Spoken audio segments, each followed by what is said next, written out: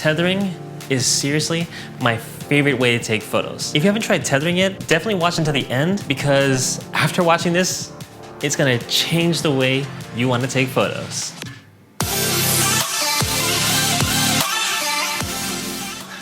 Hi, my name is Sean Misa and welcome to my channel, MisaHungry, where on this channel, my goal is to help you improve your food and product photography.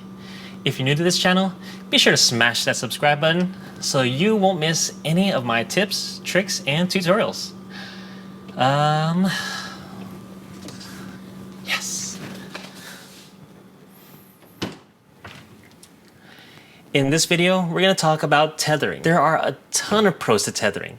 I mean, of course, there are a few cons like having to lug around a laptop, cables, and extra gear. But in my opinion, the pros way out benefit the cons. For example, you have your camera controls. If your camera is mounted up high for like a top down, it's gonna be kind of hard to reach and see the camera, the controls. So you're able to easily control it on your computer, which is, you know, more ground level, like where you are, as opposed to just like being way up high out of reach. You can share the images very quickly. If you're working with a client and you're on a video chat with them like Zoom or something like that, you can actually share your screen and in real time they can see exactly what you're working on, how it's framed up, and you can get instant feedback. Another one is overlaying the images. This is one that I use a lot. Obviously a larger screen.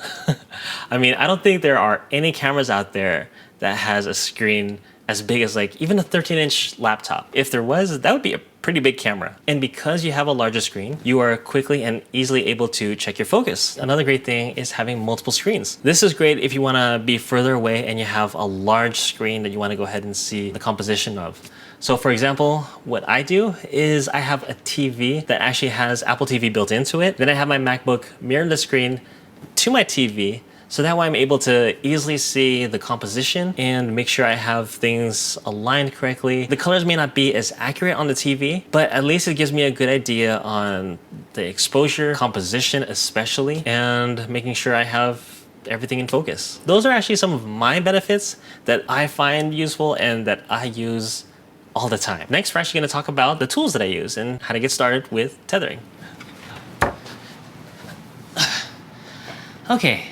Now we're actually going to be talking about the gear to get started and actually some of the gear that I use for tethering. Ooh, this tea is good. So of course, the first thing you'll need to do to get started is having a camera that's capable of tethering. You might want to check with your manufacturer, but I believe most cameras out there right now can tether. I use the Sony A7III. So this is a camera that I use when I take photos or videos. The way that I tethered this one, I use Sony's software, which is the Imaging Edge desktop. I can import directly into Lightroom, since Lightroom, I believe, only supports Nikon and Canon. I haven't used Capture One yet, so I'm not too sure what cameras that supports. So all my stuff for this video is gonna be about importing into Lightroom. The next thing on the list is a cable.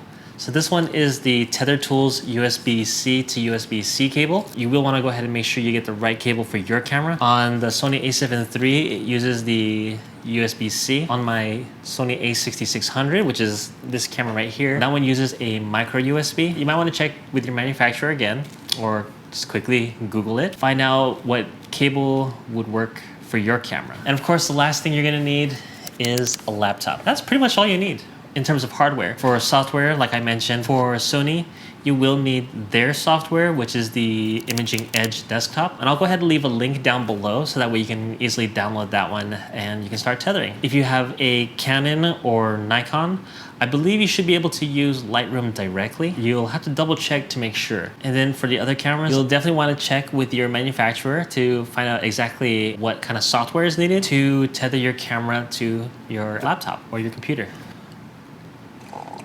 So to get started, what you need to do is you'll get your cable, connect that one to your camera. On the other end of the cable, you'll plug that one into your laptop, open up the software, whether that be Sony Imaging Edge or Lightroom. Now that you have your camera connected to your laptop or your computer with the cable, that's pretty much all you need. You can go ahead and hold it freehand and start taking photos and you're good to go. Sorry, this tea is just so good. So there are a few additional things that I like to use to make things a little bit easier. First thing is having one of these. So this one is a laptop stand, and for this one I have a little mount at the bottom, so I'm able to take one of my tripods, put it on there, tighten that up. Now I can put my laptop on here, and I can easily just move this around from place to place. I can have the height be adjustable, which is really nice because if I'm sitting down, if I'm standing up, I can definitely move this one with me. The next thing I have is a tripod for the actual camera. I actually use the tripod that this one's on right now. This one is the Vanguard Alta 263AT. And the nice thing about this one that I love is I'm actually able to convert this one into a top-down view, which is really awesome. So that way I can get, you know, that overlay, that flat lay shot without having to change my tripod. I can just bring one tripod and it pretty much does it all. Another thing that I like to use, obviously, as I mentioned before, is a TV. So this one, obviously this one's gonna be just for home use or maybe when I'm out on sets, depending on what kind of TVs they have. If they don't have a screen that has Apple TV built into it, if I really wanted to go ahead and use another monitor or another screen, I will bring like an HDMI cable to go ahead and plug into my laptop and then onto the TV. And this is great for like if the client is over there and they want to go ahead and check it out as you're taking the photos. You have that large screen so you don't have to be hovering around this little tiny screen trying to see all the details. Be like, yeah, there's that, there's this, and no, don't do that. And the last thing on my list is getting a wall-powered battery. This is awesome because I'm able to go ahead and take this one, pop this into my camera. If you see at the bottom here, there's this little door. I'm able to swivel that open, lock that one, and then I have this cable, and then this part right here connects to your camera, or actually to the battery that's plugged into the camera. Once you have this plugged in and turned on, now you have a battery right there that never dies. So you don't have to worry about having a low battery. You don't have to worry about constantly changing it out. You're having it plugged into the wall. One less thing you have to monitor. And that's pretty much everything that you need, and all the stuff that I use for tethering. I will leave links down in the description below for everything that I talked about. They are affiliate links, so if you decide to go ahead and purchase anything, it won't cost anything extra to you, but it will give me a little bit of a kickback to, you know, kind of help support me and a little way of saying thank you.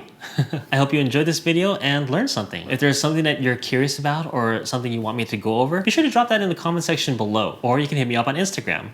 Same name, Misa.Hungry. So be sure you're subscribed with that notification bell turned on so you won't miss any of the tips, tricks, and tutorials. Well, I'm gonna go ahead and catch you guys. Oh. Well, looks like since I'm done, yeah, I'm gonna get something else to drink. So I'm kind of thirsty still. Catch you guys in the next video. Stay curious. Cheers.